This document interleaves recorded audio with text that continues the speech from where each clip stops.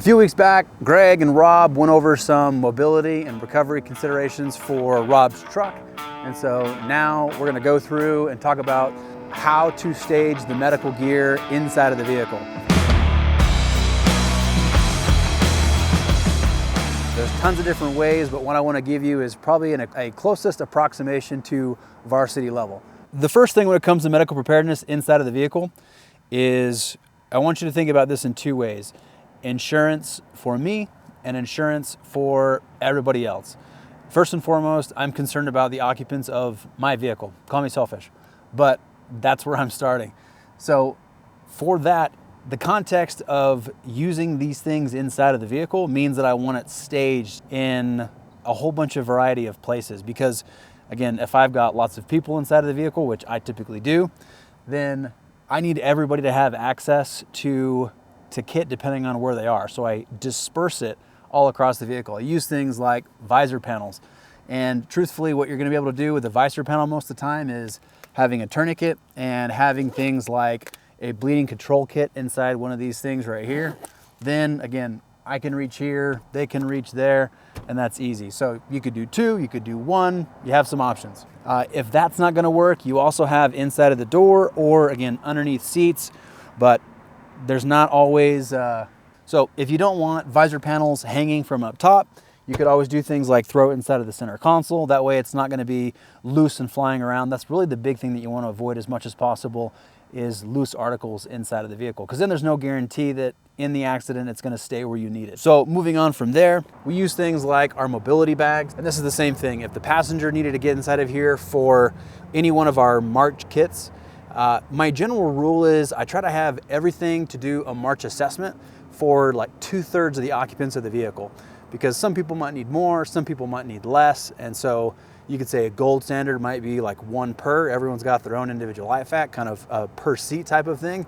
Or you might start at a basis of four kits for 6 passengers. But same thing inside of here, ready access to any number one of these either tourniquets or pouches that I can pull off and then get into.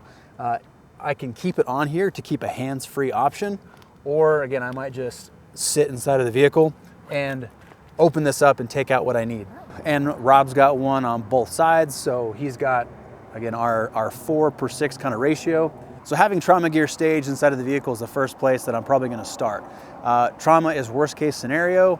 Accidents are not uncommon, and what I wanna be prepared for is the worst case scenario inside of my own vehicle. That way I have ready access for that stuff. But it's also least likely.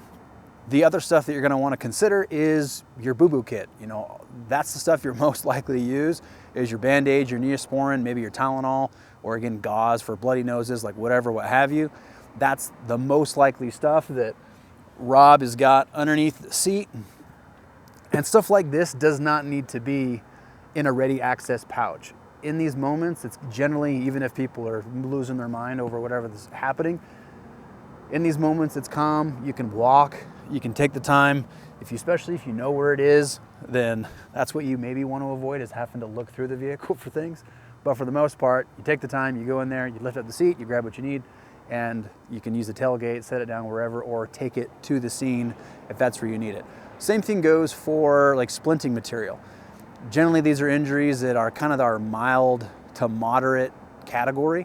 And for that, I still don't need super fast ready access, but it's nice to have. Where Rob's got his is in this pouch right here. And so all the splinting material, if your kid gets slide tackled in soccer and their knees somehow dislocated or something wild, then I can grab my splinting material, walk over to the soccer field, and then splint the limb before I cart them off the field, instead of just picking them up with an obvious deformity like a jabroni.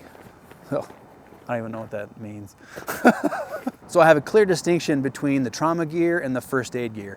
The trauma stuff, I want ready access, kind of really within arm's reach if I can help it. And then for the first aid stuff, my splinting, my boo-boo kit, or again, sprains, strains, whatever, all that stuff can be inside of other pouches. I like to keep it condensed if you can still disperse it out, because then it's not inside of one giant big bag, which there's not necessarily anything wrong with that, but it's less conducive to taking it going places. Like I generally need one thing at a time. I generally don't need this massive kit with all the things inside of it. Okay, so all of these things that we just talked about is my insurance for me and the occupants of my vehicle. If I want to pay a little bit higher of a premium, I can start to add coverage for the other people around me.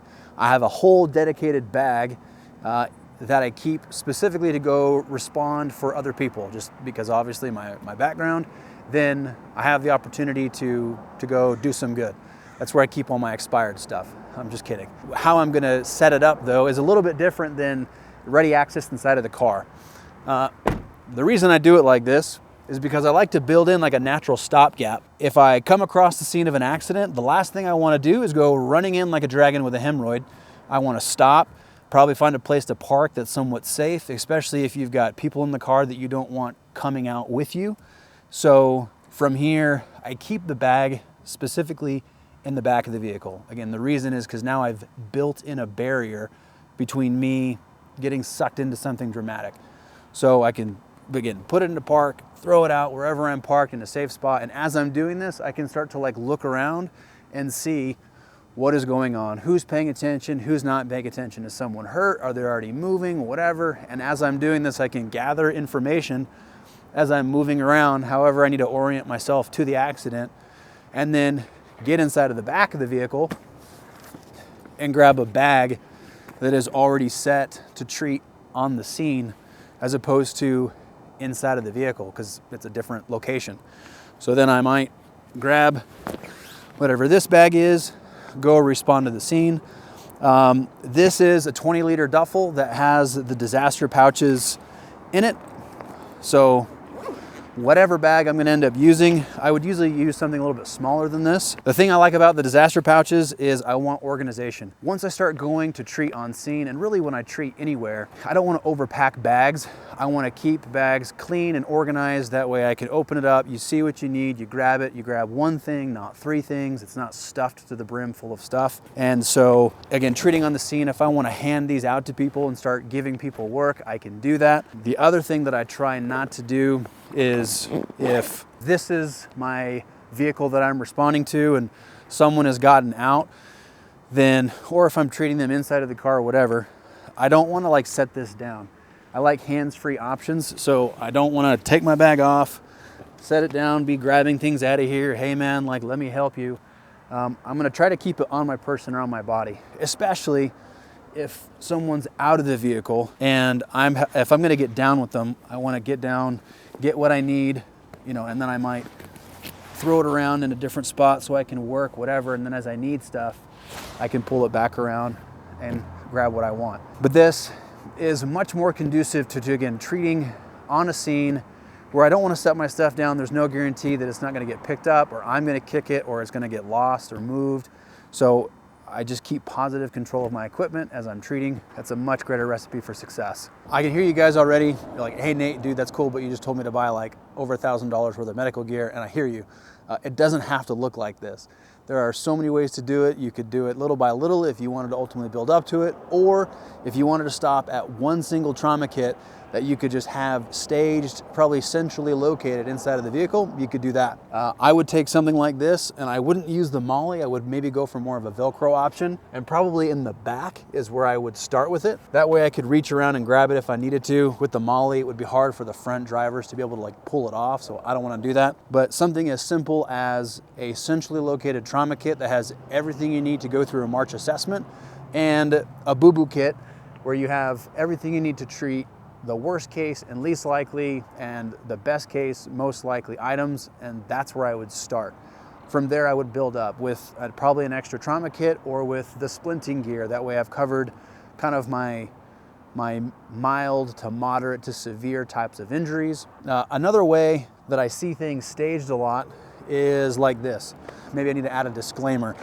Our MTK is meant to be like a refill or a restock. It's meant to give you everything that you need and then stage it in the places that you want it. You could put this stuff all inside of the pouches, either in mobility bags or your own bags that you already like know and love and are familiar with, up in visor panels.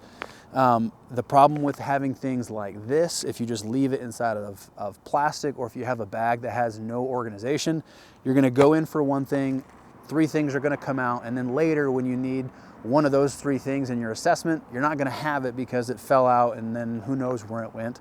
And you probably didn't even notice or pick up on the fact that it fell off, depending on how severe the situation is. Things like this, make sure you're taking stuff out and pack it away. That way it's functional in whatever bag or kit that you wanna have it. The last way that you can do things that I kind of already mentioned, one of my least favorite ways to do it is in the one giant bag, the one bag to rule them all. I normally don't do this because, again, I normally need one thing at a time. You could have everything staged. You could put all your trauma stuff on the top, all your medical stuff, all your first aid stuff on the bottom or in the back. If you do have it in something like this with disaster pouches or some sort of organization, you color code it, you know what's what. That way it's easy to grab. The problem with doing something like this is you're most likely to keep it someplace out in the back of the vehicle so you don't have ready access. Someone else is more likely to probably use it on you, or it's likely to move around inside of the vehicle. You don't know where it's likely going to end up. But again, not my favorite option, but it is an option. Do what your rank can handle and follow your heart. Okay, so hopefully this was helpful. Hopefully I gave you a few ideas as to how you can plan and stage medical gear inside of your vehicle for you, for your family, possibly to go treat somebody else if you have the desire, the expertise, the knowledge, whatever, to go do some good. The one thing to remember though is we're always balancing priorities and space is still limited. This is just the medical gear, and this doesn't say anything about any of the other things that you might want to stack inside of here. Space is always going to be a limiting factor. And while it's tempting to want to bring the kitchen sink and everything else in between, you're going to want to make really tough choices and decisions about what's worth bringing, what's not, which is another reason why I like dispersing and using some of this like negative space inside of the car, underneath the seats or in the door panels, up on the visor panels, stuff that I can bring more of the equipment that I want to prioritize. Okay, so if you have any more questions, hit me up in the comments. Let me know what gear I might have forgotten. If there's other places that you guys like to source stuff, let me know. If you want to see what specifically was inside of these bags and how I'll stage March equipment out, then hit me up and we'll do some follow-on videos and go more into depth into detail as to what the splinting kit might consist of, what the first aid kit, burn dressings in and around vehicles are super common as well. So let us know what you're interested in, and thanks for tuning in, guys. We'll catch you later.